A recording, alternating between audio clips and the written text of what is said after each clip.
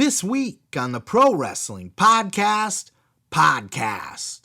Stone Cold Steve Austin on if he's got more matches left in him or if WrestleMania truly was his final match. Speaking of, we also have Kevin Owens on what it was like to work with Stone Cold Steve Austin at WrestleMania. WWE is interested in bringing back FTR, surprise, surprise. And the Good Brothers shoot on pandemic-era wrestling. I'm your host, Seth Grimes, and this is the Pro Wrestling Podcast.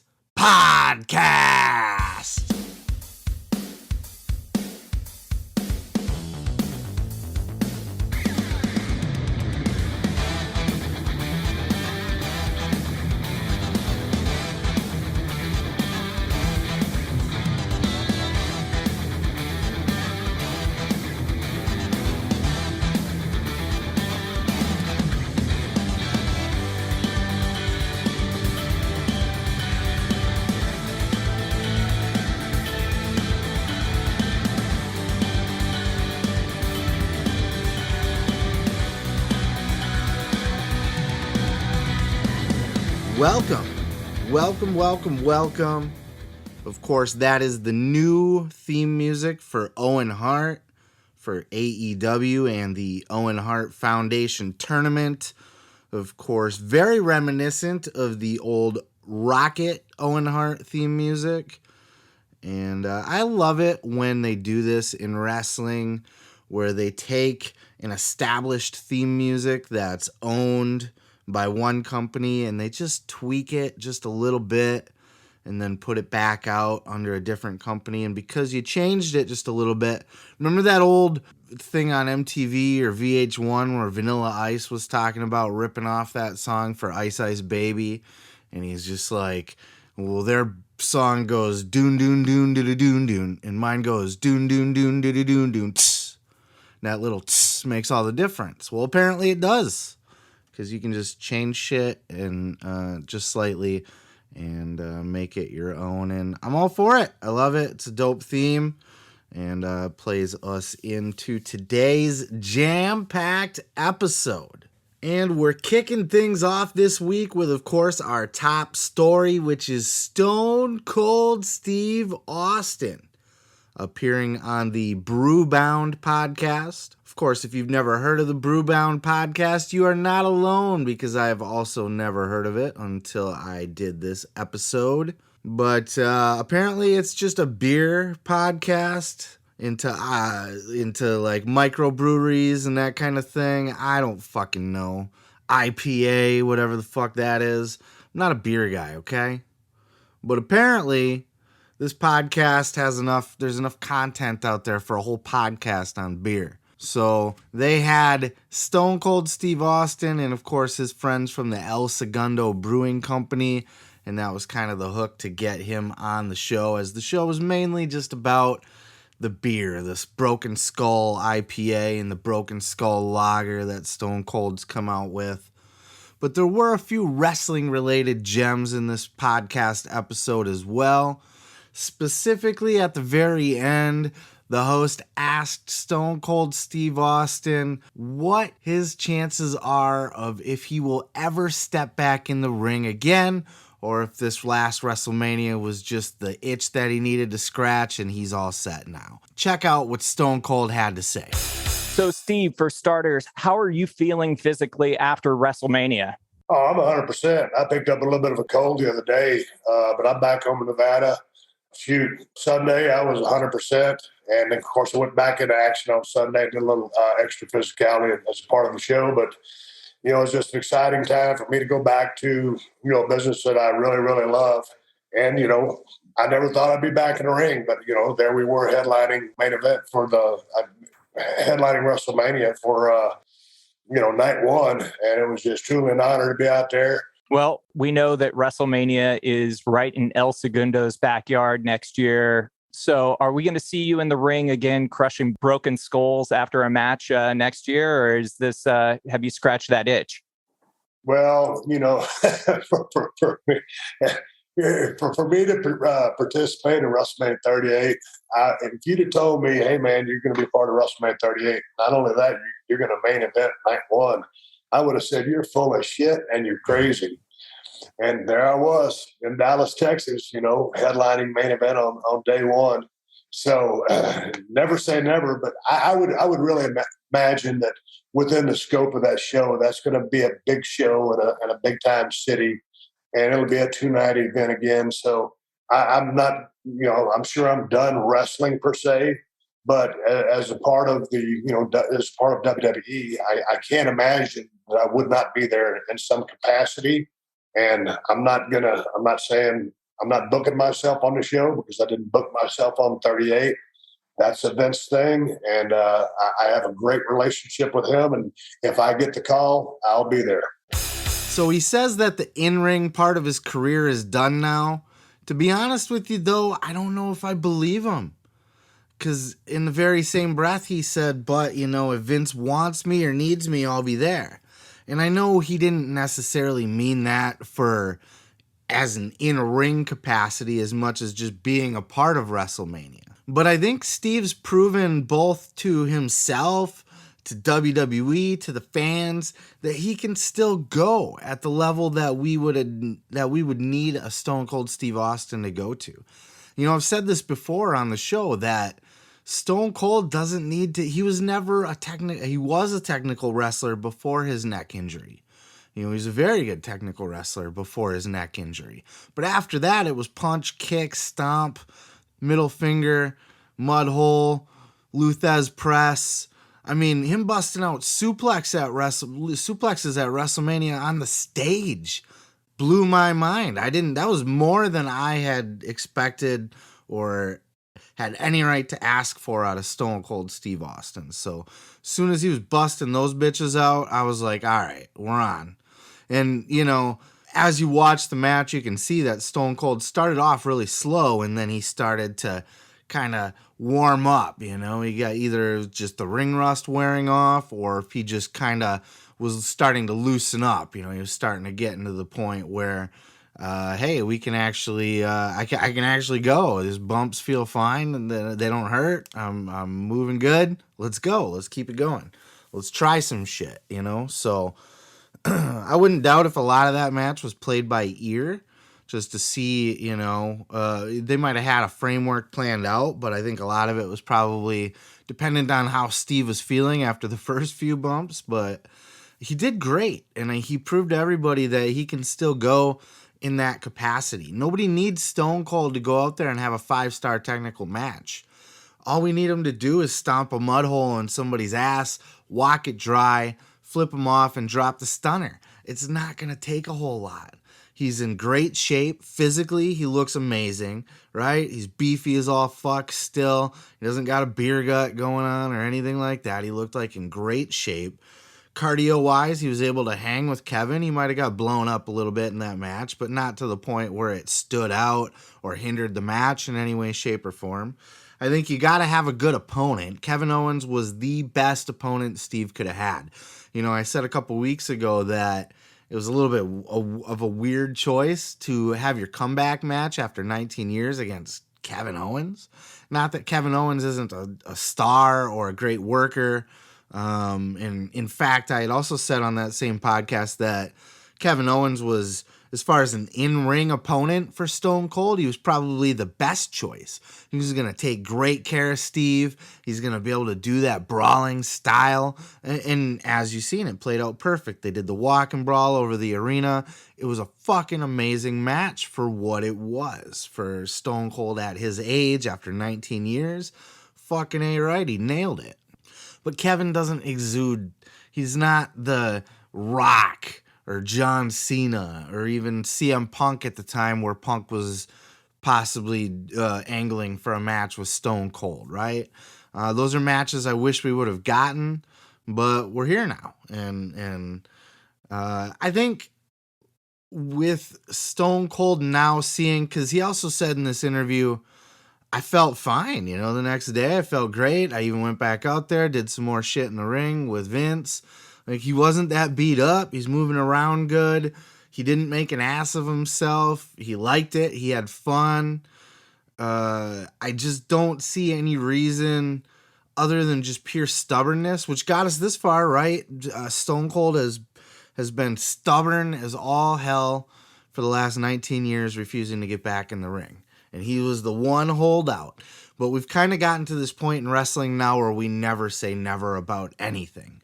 Before it was, The Undertaker's never going to lose his streak. Well, he lost his streak. CM Punk's never going to return to wrestling. Well, he returned to wrestling. And now Stone Cold Steve Austin was that big holdout. Well, we'll never see Punk came back, but we'll never see Stone Cold come back. It's been too long now, blah, blah, blah, blah. Nope, he came back. So I am a firm believer that at this point in professional wrestling, there is no such thing as never. It doesn't exist in wrestling. There's always a price. There's always a reason. There's always a place, a time, etc. I think Stone Cold will have more matches. I don't think, as a wrestler, I don't think that itch is ever scratched. To kind of answer that question, was your itch scratched on this one? I think if it had to be his last match ever, if he just was never going to be invited back again or something to that effect, I think he'd be happy with it. He should be. It was the main event. He went over. He didn't embarrass himself. He looked very good.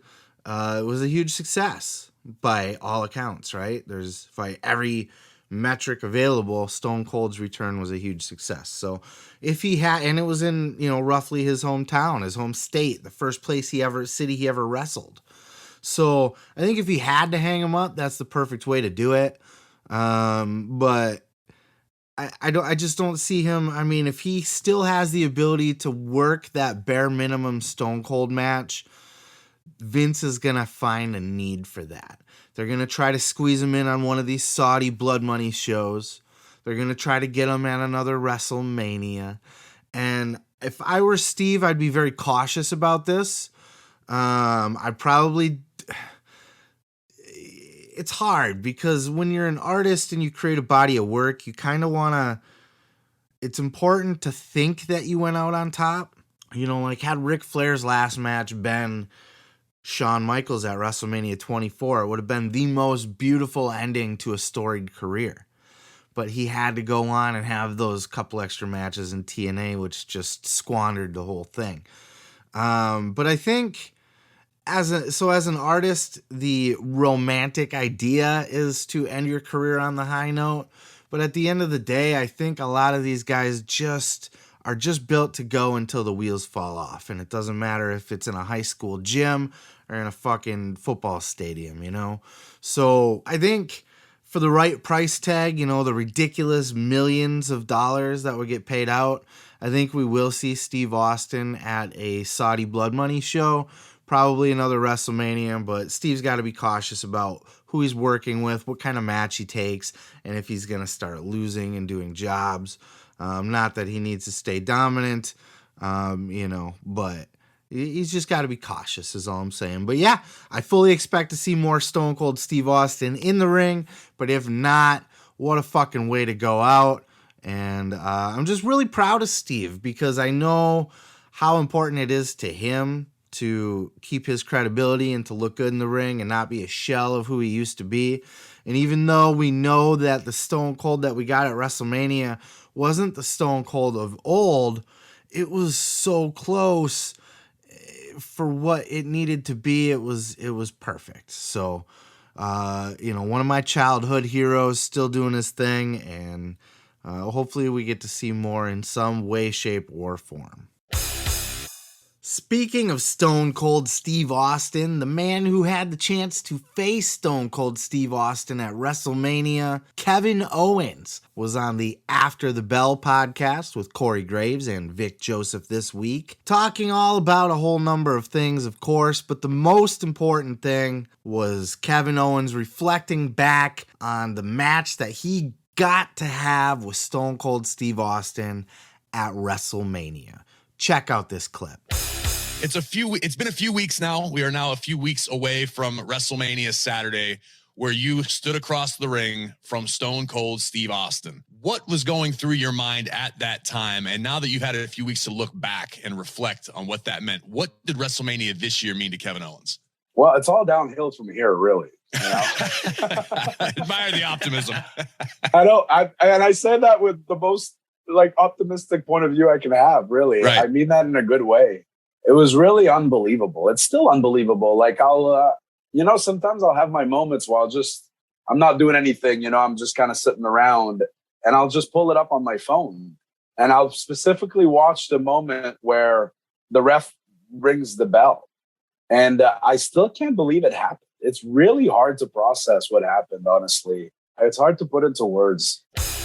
It's a fucking dream match, okay? Kevin Owens is roughly my age, right? We both grew up watching Attitude Era pro wrestling, and to think that when you're a little kid idolizing Stone Cold Steve Austin, flipping the bird at everybody and dropping stunners all around the ring, that you're going to grow up and you're going to main event WrestleMania with that guy in fucking 20 years, 25 years, 30 years, depending on when you were watching, people would think you're insane. There was no rational way to think that would be a logical thing that would happen. But for Kevin Owens, that was a thing that happened. And he said in this interview, where do I go from here? It's all downhill from here. And it is. It's absolutely all downhill from here. Once you have main evented WrestleMania against Stone Cold Steve Austin, I'm sorry, there's nowhere else in the professional wrestling business you can go. There's no more up. Maybe you get a match, a WrestleMania main event with The Rock. That could be comparable, right? If they were to come back and be like, okay, KO, next year you're going to be working The Rock at WrestleMania Hollywood. That would be a step up. Anything less than that, it's all downhill from here. And that's fine. I mean, he could hang it up today and call it a fucking a great career. But Owens has lots of career in front of him. A lot of good shit in this interview. He talks about the reason why he re-signed with WWE as opposed to going to AEW, where all of his friends are. Which he admits he's still very good friends with those guys to this day. Talks to them, texts them, all that shit. And he knew that if he went there, he'd have a lot of fun and it would be good shit. But ultimately, WWE threw way too much money at him. They made it crystal clear for Owens that they wanted him to stay in WWE. Owens said Vince McMahon personally let him know how much he wanted him to stay in WWE. So when Vince is letting you know personally, bro, I need you here. I want you here. And I'm going to pay you a ridiculous amount of money. And hey, by the way, just a long shot here, but I might be able to get you a WrestleMania main event against Stone Cold Steve Austin. Now, I'm sure that was never said, but I mean, fuck. What a reward for being loyal to the WWE and sticking it out. And, I think Owens would have been great in AEW. Obviously, he fits right in with that style, with that crew. But, I don't blame him or Sammy for staying with the WWE.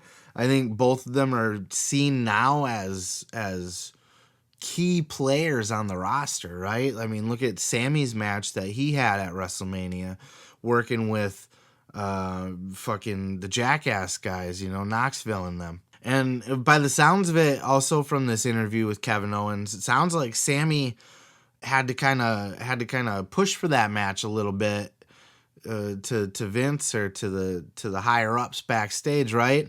And he was the one who basically laid out the whole match and was responsible for how amazing that Jackass match came across. Now, if you're a Jim Cornette type guy, you think that was an abomination, but I mean, I'm a strong, firm believer that wrestling needs to be a buffet, that you got to have your great, believable, strong in-ring talent, but you also got to have a little bit of foolery on the side because it breaks up the show. You know, it gives you that little bit of, it's that let me up a moment that Bruce Pritchard always talks about, right? These are the kind of things that, you know, because a real emotional, believable match is going to suck you in, and it's going to get you passionate about it. And you're going to be on the edge of your seat for it. But for a match like this is just fun. It's laughs. It's levity. I think it has its place in wrestling. And on a major show, I think a major show needs to be a buffet. I think the smaller you get, the more you can niche down. Like Ring of Honor, I really strongly believe in should be a pure wrestling style. I think with Tony Khan taking over Ring of Honor, I don't think he should try to make it like AEW, which has a lot of the Crash TV. You know, if you watch Dynamite, it's constantly moving. It's bing, bing, bing, bing, bing. Lots of shit going on. You know, afterbirth, says Jim Cornette, calls it. With Ring of Honor, it should be very technical, very in-ring oriented, almost sports-like in a lot of ways. You can also do the opposite on an indie level. You can get ridiculous like a DDT has in the past. I'm okay with all that because it's niched down so tightly. But on a big, broad level like a WrestleMania, you need that smorgasbord. And when you look at guys like a Sami Zayn and his match with the Jackass crew, with Johnny Knoxville, and you look at Kevin Owens and his brawl, his walk and brawl around the arena with Stone Cold Steve Austin, this is the way that you set up a super show, a buffet style. And Kevin Owens, look, both these guys, Kevin and Sammy, but Kevin specifically, man, he's out there living his dream. Working, and Sammy, I guess, too, you know, because if you came up from the Stone Cold Attitude Era, you were probably a fan of Jackass on MTV, too. So, different levels, I suppose, but yeah, I highly recommend seeking out this interview with Kevin Owens on After the Bell. Really revealing, really in depth, and just to hear the passion in his voice talking about working with Steve Austin, and just how much, and how when he re-signed with WWE, he told himself that this run is about having fun. And at this point, Owens has accomplished everything he could possibly accomplish in wrestling. He's been a heavyweight champion. He's been, U.S. champion. He's beaten John Cena. He's been the NXT champion. He's worked with Sami Zayn on the main event, working with your best friend on the big show. He's now WrestleMania main evented, and he's with Stone Cold Steve Austin, no less. So, at this point, he's done everything that there is to do as far as achieving the highest level, and I mean the highest level. Kevin Owens has officially, with this past WrestleMania, achieved the highest level of professional wrestling you can possibly attain. I mean, very few people, and nobody in the last 20 years, but very few people in history can say that they were able to share a ring with Stone Cold Steve Austin on the biggest stage of WrestleMania. So, wow. A main event, I mean, what more can you ask for? Well, wouldn't you know it? Look who came crawling back to their ex-girlfriend. Apparently, the WWE is interested in bringing back FTR into the company. This reported by Sean Ross Sapp of Fightful Select. Check out this clip. But you noted on Fightful Select that WWE has interest in bringing back FTR, formerly the Revival, of course. So what happened was I had a conversation with WWE earlier this year. And by that, I mean a rep. And they had indicated interest in bringing them back. And FTR, said, you mean? Yes, that had been discussed internally. There, MJF was mentioned as well. Obviously, they can't reach out to these people in an official capacity. I can tell you that FTR were under the impression they had an option year. I can tell you that for sure because I did my due diligence and followed up. However, AEW reached out to me and they're like, we still have them for over a year. Regardless, you see what they are exactly what they said they could be. Yeah, this is totally the douchebag boyfriend dumps his girlfriend because she's not hot enough. She goes off and she finds some other dude to date. and they live happily ever after, right? They have a good little relationship going, and they're starting to fall for each other, right? You're seeing this girl be happier than she's ever been, and then suddenly you get a little bit of that regret sinking in, right? The douchebag guy starts to feel remorse for letting the girl go because she's not a 10. She's only an 8. Gotta have a 10. But now they want that 8 back because that 8's starting to look goddamn good over on another man's arms. And that's exactly what's going on with FTR, right? WWE had no idea how to use FTR when they were in-house. They even had these stupid gimmicks drawn up for them where because their gimmick was no gimmicks, they were going to flip it and make them like the ultra gimmick. Kind of like well, is this what you want? You want gimmicks? We're going to be all the gimmicks. And they had this like Flavor Flav mixed with fucking streamers, mixed with high voltage pants and the whole fucking and Buff Bagwell top hats and the whole 9 yards. They had the whole thing going on. And FTR was just out. Look, man, we're done with this. This isn't what we want. We want to compete with real tag teams. We want to put tag team wrestling on the map. Even before themselves, they wanted to put tag team wrestling on the map. And tag team wrestling is just not something that Vince cares about or will ever care about. I mean, look at the state of the tag team division in WWE now.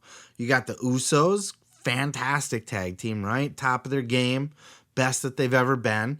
And then you got RK Bro, another good tag team. Sure. Okay, I'll give you that. RK Bro, great tag team.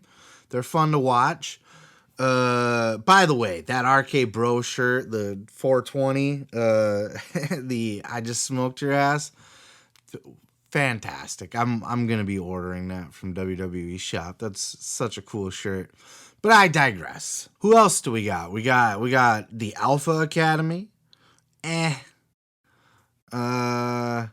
fucking the Street Profits. Like, that's it. The WWE tag team division is non-existent. And even if they could throw a few teams together for FTR to face when they come in, it's not going to be something that Vince is going to dedicate anything to in the long run. And I don't know why, other than the money thing. Freddie Prinze Jr. said it multiple times on his podcast and in other interviews that Vince McMahon has outright said, I'm paying 4 guys for 1 match instead of 2. As a booker, as a promoter, that's a waste of money. I can get that match half as cheap if I just make it a singles match. I get that. But tag team wrestling is a fucking beautiful art. Tag team wrestling can be just as exciting as any singles match you ever put together. Tag team wrestling can create more drama than a singles match at times. You have more people to play with. You have more stories you can tell. I just think tag team wrestling is such a lost art. And I shouldn't say lost because it's happening at a very high level over in AEW. But I think just over the years in general, and I think that's because of WWE and Vince McMahon not liking tag team wrestling has really slumped off in the last 20 years or more. But I think AEW's done a great job. I think AEW has the best tag teams in the business. The only one that they were really missing from the fold was the Briscoes, and of course the Usos belonging to another company. But with the Briscoes, it didn't sound like they were going to bring them in because of the whole thing that they said on Twitter and the networks not really wanting to use them. But now, Tony owns Ring of Honor, and they're with Ring of Honor, so they're in de facto. Even though he didn't buy any contracts, so he may still not pick up the Briscoes, but he'd be stupid not to, right? But I mean, you got Proud and Powerful, you got the fucking Red Dragon, the Blackpool Fight Club that's going on. There's so much going on in the tag team. Butcher and the Blade even are a fucking great team for like the henchman team, the guys that you got to get through to get up to the next level. They're a great gatekeeper team for sure. Like, the roster's stacked. So I don't see any, if FTR, if the most important thing are the Lucha Brothers, I mean, it could keep going on. The most important thing for FTR at the time that they left was great tag team wrestling. Now, the Young Bucks, how the fuck did I forget about the Young Bucks? Jesus, right? Have they accomplished that at this point? I think there's a little bit more work to do, but they got another year. It's been, I haven't heard a straight answer on the contract situation. I've heard Meltzer's reported on it. Sean Ross Sapp has reported on it. The idea is either the contract is up this summer with a 1-year option, so they'll be with the company for at least another year, or they have another year on the contract plus the 1-year option. So either way, we're getting FTR at least 1 year still in AEW. And that's a lot of time to build a great body of tag team work, to do some great shit with Red Dragon, to have their third match with the Young Bucks. My God, their matches with the Young Bucks. Have another banger with Proud and Powerful. Have another banger with the Briscoes. I mean, this team is on fire. And if they can keep going out there and having great tag team matches, maybe by the time their contract is up, they'll be ready to kind of cash in and get that fat paycheck. But they got to know, they got to understand going into this that the money that they're being offered has to be good enough to be worth it and not being guaranteed. Because they can just be let go at any point that Nick Khan wakes up and decides they need to free up a few more dollars for their fucking eventual sale, right? So you got to be cautious about that. I could sign a 3-year deal, a 5-year deal, and I might end up only getting a year or two out of that. So that's something for them to think about. Another thing is they are not going to be able to face the same quality of tag teams. They're going to get in and they're going to work the Usos, and they're going to work the New Day, and they're going to work Alpha Academy, and they're going to work RK Bro.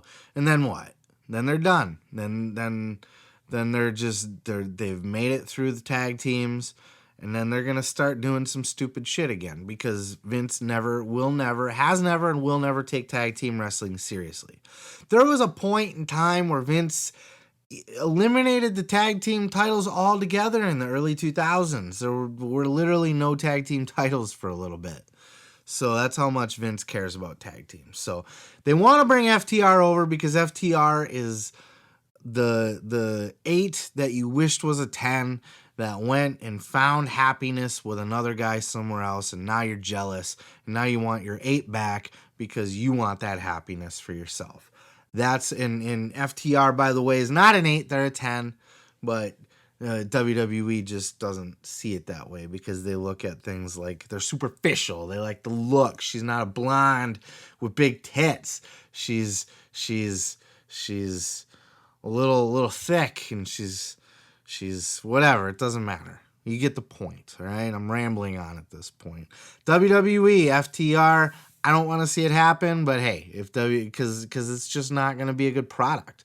But if FTR wants to cash in, they want to end their careers on a big fat paycheck to set their families up for the long term, that might just be the option to go if that offer is still on the table at that time.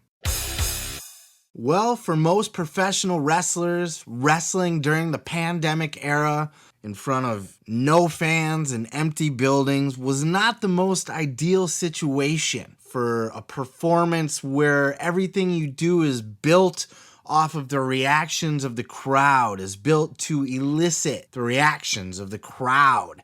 And you feed off the energy of the crowd, and you're able to power through the pain, push through the burning in your lungs when you start to get blown up. It's the fans, it's the adrenaline, it's the energy from the crowd that's able to push you forward. And it's the drug that entices wrestlers to do what they do. But not for everybody. Check out this clip from Not Sam Wrestling with Sam Roberts interviewing the Good Brothers. Now you got to perform in front of fans again. Yep.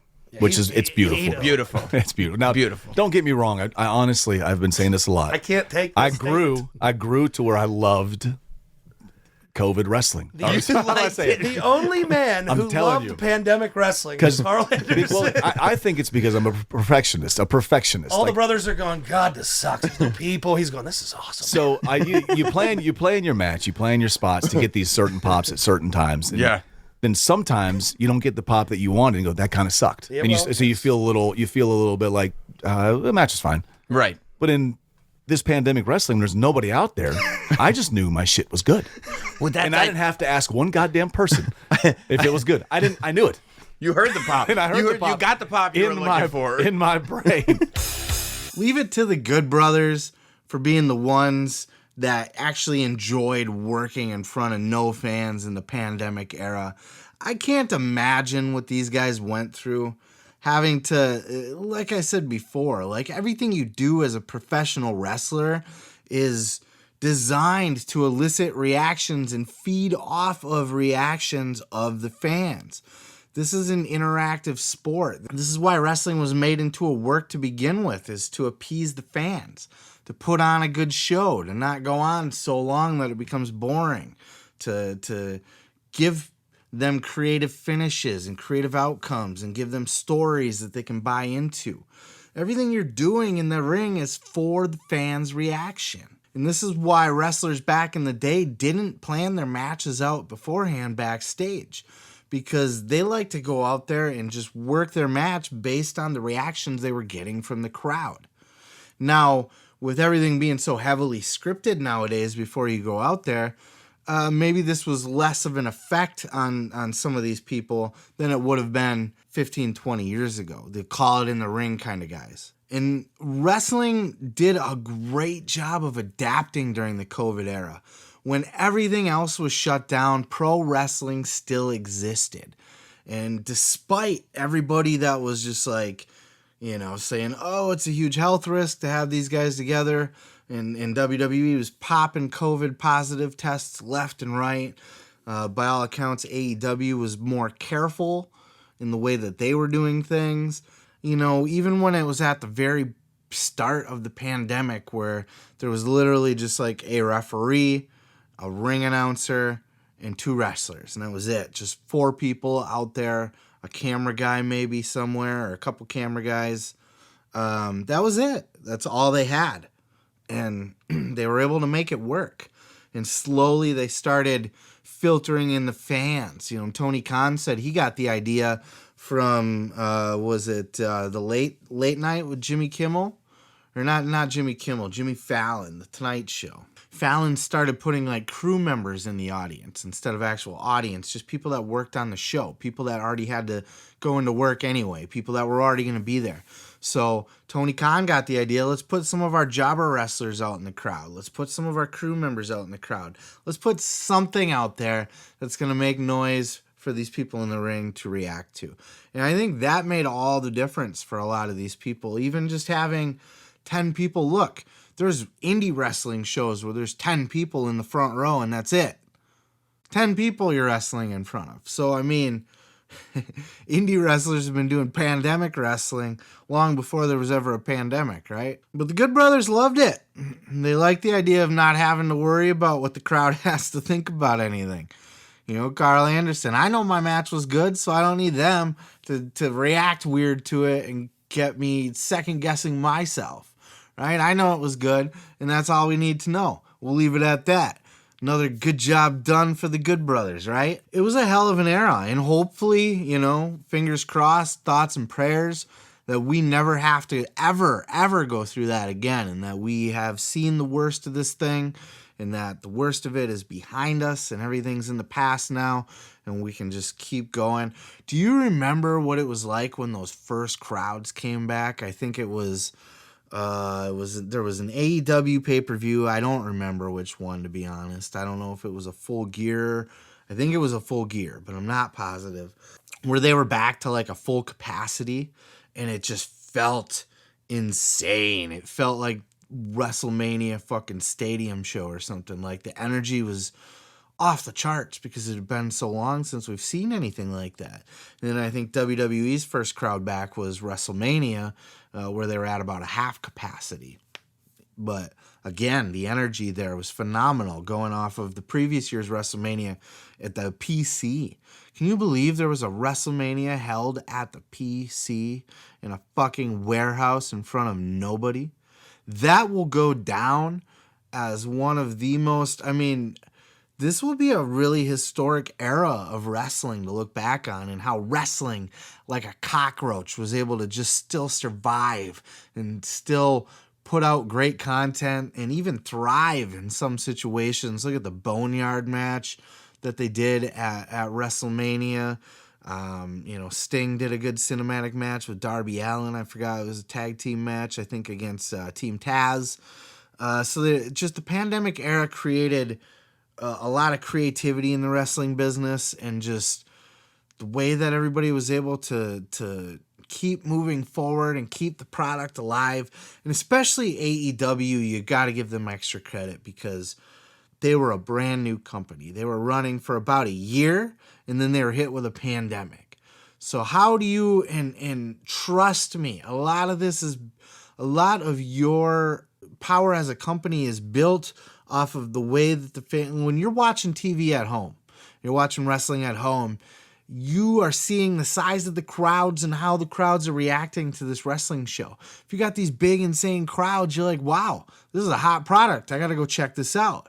If you see fucking 30 people in the crowd in a fucking studio and they could barely care less to be there, like an old TNA Orlando fucking Disney Universal show or something, then not so much, right? So the fact that AEW was able to make it through the pandemic era after only being in existence for 1 year, and then they're on TV for a year and a half with little to no fans in the crowd, fucking amazing how all of this was able to be pulled off. Again, I hope we're through the worst of it, but if not, I know Gallows and Anderson are going to be ready to take on the empty buildings with a smile on their fucking good brother faces. Well, Matt Cardona has been on one of the most epic indie runs in professional wrestling history. Probably the most epic indie run of any performer who has come from the WWE. I know there's been a couple in the past. Most recently, I think probably Cody Rhodes when he left the WWE to go pursue his little list that he wrote out. Matt was on the Wrestling with Freddie podcast, talking with Freddie Prinze Jr. about his epic indie run and all the juicy details. Check out this clip.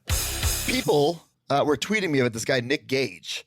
And I heard about him. There was a dark side of the ring. I couldn't even get through the episode. It was so disgusting. Yeah. You know, I'm like, I don't want anything to do with this guy.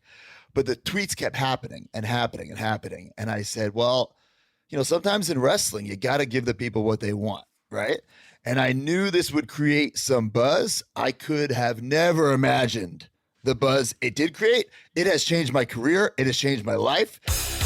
Matt Cardona has gone out and he has created a whole new image for himself on the indie scene. You know, when he left WWE, he was Zack Ryder, woo, woo, woo, right? And then he popped up in AEW for a hot cup of coffee, and he was basically Zack Ryder under the name Matt Cardona there too, right? And Tony Khan passed up on signing him. Matt Cardona openly admits that. He said that he would have signed to AEW, that he was just never offered. So what does that tell you when a guy, because Matt Cardona is a great talent. And so the only reason that you would pass him up is because you don't want to get that reputation of just bringing in all the washed up WWE guys.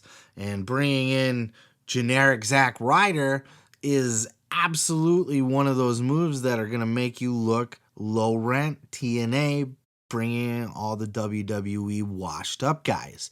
I'll say it. A Matt Cardona, fresh out of WWE, was a washed up WWE guy. Especially after he had been there for 10 years or whatever. That very easily could have been the end of his career. But it wasn't. And he went on to have this whole entire massive second run. And he's been out there killing it.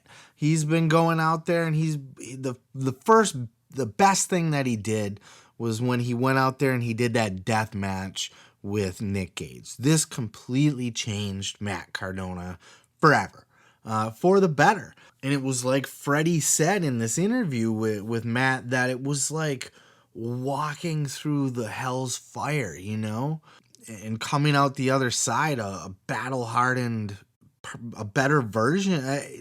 He went into that match Zack Ryder, and he came out Matt Cardona for all intents and purposes. You know, that was so out of left field for a Matt Cardona. That was so off the beaten path, and just the full extent of the death match, the blood, the pizza cutters, the glass, the light tubes, just the fact that he went out and did that kind of match, it created this whole new perception of Matt Cardona. And then the way he took that when he got that belt and he ran with it, he went to Disney World and took pictures of it in front of the fucking Magic Kingdom.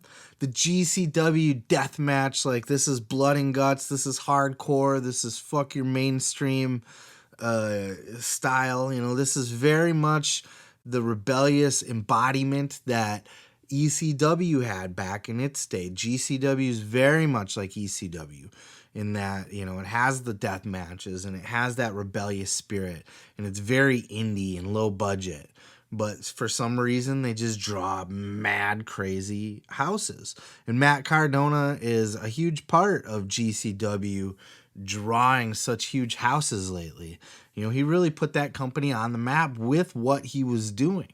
When he won the GCW title, it trended. It trended on Twitter. It was like one of the top trending stories on Twitter.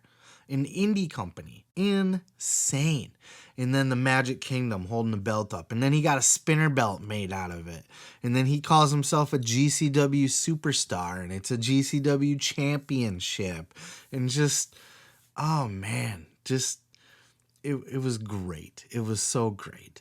And he's been able, by doing that, he made himself a huge heel in the eyes of that audience, to where he's still doing and Chris Jericho's kind of bit this for AEW for the Jericho Appreciation Society thing, right? Where the sports entertainers.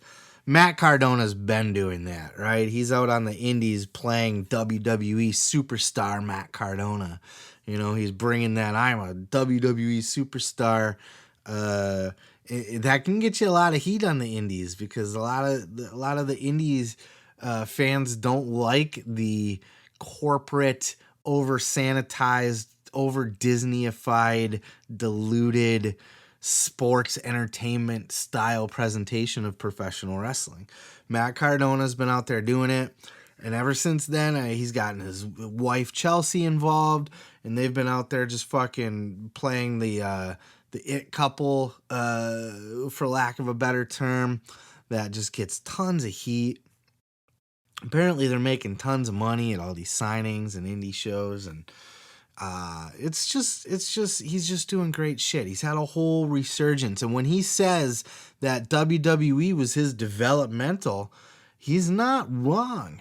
And not that WWE is less than. It's not developmental in a way that it's less than where he is now. It's that he's on the best run of his entire career.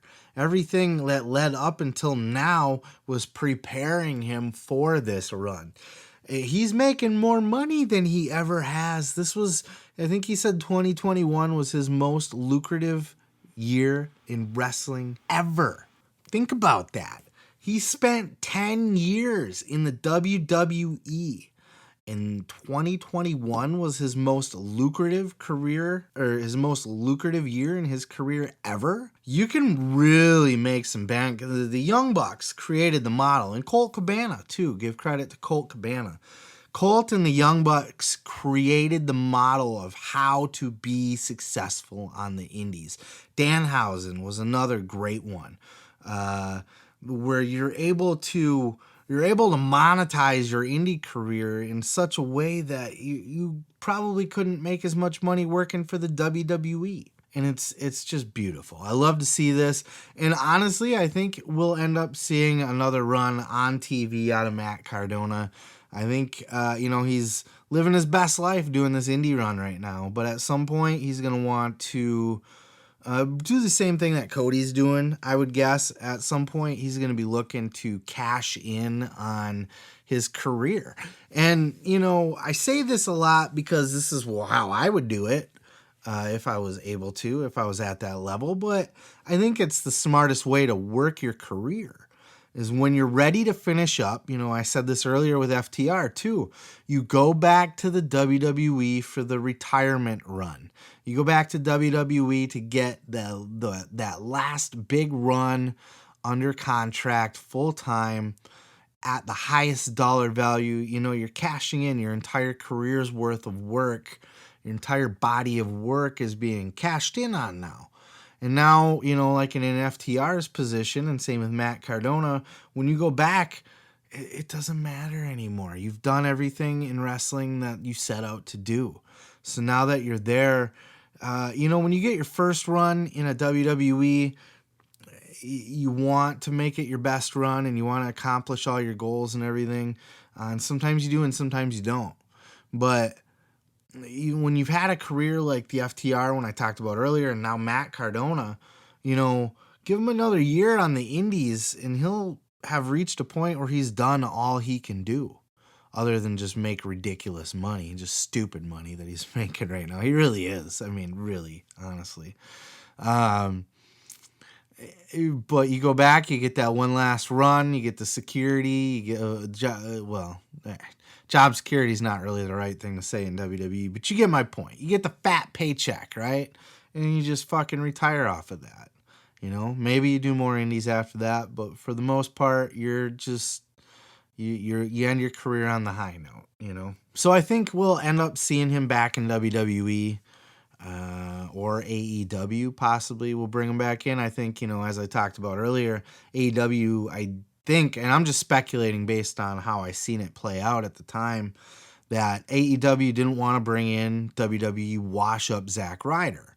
And that's kind of what he was when he was there. But I think if they were to bring him in now, I think he'd be a hot-ass free agent. I think he's, no pun intended, but he would be a game changer. He's brings value to any roster he joins at this point. He's gone out there and he's earned that on the indies all by himself, and for that, I mean, he's the king of the indies, for sure. So, props to Matt Cardona.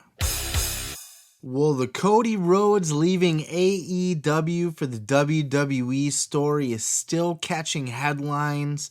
This week, we got to hear a great interview with Britt Baker that she did with Sean Ross Sapp over at Fightful, and Sean had asked her about Cody Rhodes leaving AEW. And this is what Britt had to say. Check out this clip. A lot of people are talking about Cody Rhodes these days. Oh, yeah. What are your thoughts on that whole situation? I mean, I think a lot of people are surprised he hit the bricks. I mean, I am certainly one of them. So the day from the day that he wasn't a Dynamite anymore up until the announcement officially got released, like, obviously there was all these people saying this and that backstage, and everyone was talking about it, but nobody believed it because it just seemed so crazy. I can tell you nobody believed and it. even me, I'm like, man, maybe, but no, there's no way. With that being said, Cody, I am so thankful and grateful that I got to work with him for when I did, because when I first turned heel, he really took me under his wing and kind of like helped me really map out how to tell a promo or how to write a promo or how to come up with the bullet points. With that being said, obviously, everybody has their own paths, their own journeys, and this is his. So he's definitely going to be missed as a coach and as an agent in AEW because, you know, it was his home. He helped create it. Yeah, Cody was really active backstage. He really had his hand in a lot of cookie jars. He was really taking on. He even says his favorite wrestler was Triple H. I really honestly think he idolizes Triple H in a lot of ways. And his dad, too. A lot of the things he does is reminiscent of his dad. A lot of the ways he does things are reminiscent of his dad, but also very reminiscent of Triple H. He's a good mix between the two. And right down to the way he carried himself backstage as an EVP, I want to say, just from everything that we've seen and heard, that he was very Triple H-like in his approach to, you know, the way that Triple H was running NXT and working with talent backstage. This was Cody Rhodes working with a lot of the young people. Britt Baker says that, Cody helped her script her promos, not like script them word for word, but helped her figure out how to structure promos. How are you going to start it? What's the filler, the middle going to be? And then how are you going to end this promo strong? He was always somebody that she could go to for his honest opinion on things, and he would give it. And we've heard this from multiple people. Jade Cargill was another person that Cody was really close with backstage and helped out a lot. Sammy Guevara, Cody says Sammy is one of Cody's kids. I feel like Cody touched a lot of lives backstage, and I feel like he was a very integral part in AEW, and even from the perspective of the Nightmare Factory and him bringing QT Marshall into the fold as his assistant, who was inherited by Tony Khan as his assistant. I think a lot of people overlook the contributions that Cody gave to AEW. And towards the end there, we were starting to hear that he was starting to be segregated a little bit, that maybe his people were kind of off to the side from everybody else. So there was like his clique, and then there were other people's cliques. Him leaving is going to affect AEW in a lot of ways. And a lot of those people, like a Britt Baker, wouldn't be who they were if it weren't for Cody Rhodes. So I think that needs to be acknowledged. I think he's done some great work. And now that he's in WWE, I don't know that he's going to be doing a lot of that. I think now it's going to be just a lot about him, right? And just kind of finishing up his career on the strongest level possible, finishing up as a main eventer, finishing up as a world champion, perhaps. Something that he wasn't able to accomplish in AEW, even though he did that to himself. But you'll hear these stories from all of these different AEW talents. Britt Baker amongst the highest level of talents that credits Cody Rhodes for helping develop who she is today. We have made it to the end of another episode. Once again, I want to thank my listeners who have stuck around all the way to the end. I appreciate you more than the rest. You are special to me. You are my favorite child. I've been kicking around the idea of doing this in a video format. So if you are one of the people that listen to the very end here, if you're listening on YouTube, if you want to throw a comment down below, if you would be interested in seeing this in a video format. I don't have a pretty face, so it's not going to be to stare at my dashing good looks. But it will add a certain sense of extra to the show, right? Instead of just staring at a thumbnail the whole time, you get to actually see a little bit of motion, a little bit of emotion. You get to see me in my purest form, just spilling my guts out to you guys through a microphone. So anyway, it's an idea because I'm currently working on another streaming show that is going to be more like current events-ish. It's called Against the Grain. I'm working on that right now with one of my buddies, so we're going to be putting that out. But because I got the setup going for the streaming, why not expand it into this? I can just turn on the camera and record the podcast as normal. And if that's something that you guys might be interested in, let me know. I might just do it anyway. I might not do it anyway. I might decide that audio is just the best way to keep it, and we'll just leave it at that. But who knows? It's something I'm toying around with. Follow me. Follow me on Twitter, on TikTok, on Facebook, at Seth Grimes Media. You can also find me on YouTube and Rumble. Just search for Seth Grimes Media. Check out all the content there where we have the full podcast up as well as clips. So if you just want to go back and check out segments from previous shows that might tickle your fancy, or if you just kind of want to pick and choose from this episode, go check out some clips, like them, share them, comment on them, love them, cherish them forever and ever. You can also check out my pro wrestling inspired NFT collection. It's going to be at cryptomanianft.com or just search for Cryptomania NFT on OpenSea.